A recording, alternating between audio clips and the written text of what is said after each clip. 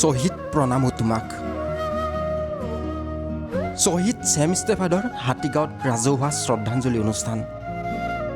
ক্ৰন্দনৰত মাতৃৰ উষ্ম চুম্বনৰ আলোকচিত্ৰত খেমেকা চকু আৰু প্ৰতিবাদী হৃদয়েৰে শ্ৰদ্ধাঞ্জলি গুণমুগ্ধ শিল্পীসকলৰ। কাৰ প্ৰতিবাদত মুখৰিত হৈছে অসমৰ আকাশ বতাহ। ৰাজ্যসভাত কেব গৃহীত হোৱাৰ পিছতেই অসমত জোৱাৰ উঠিছিল সেই প্ৰতিবাদকাৰীৰ এক সাহসী কণ্ঠস্বৰ আছিল ছেম ষ্টেফাৰ্ডৰ।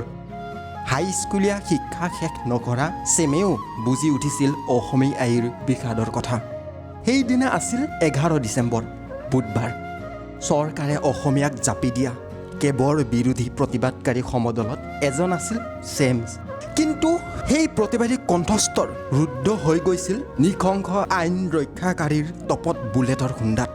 ঢলি পৰিছিল অসম সন্তান অসমীয়া আইৰ কোলাত।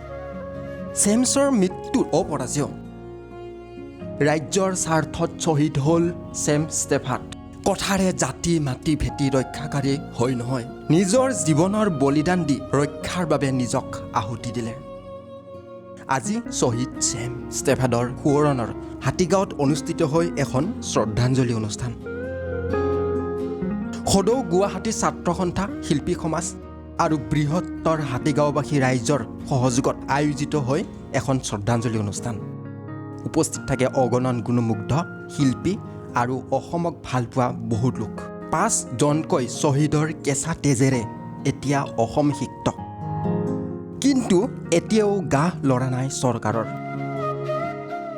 কাৰ সমৰ্থনতেই এতিয়া অটল জাতীয় নায়ক সৰ্বানন্দ সোণোৱাল চৰকাৰৰ নিৰ্লিপ্ততাক হতভম্ব হৈ নিজৰ সুখ প্ৰকাশ কৰে বহু শিল্পী, সাংগঠনিক নেতাসকলে।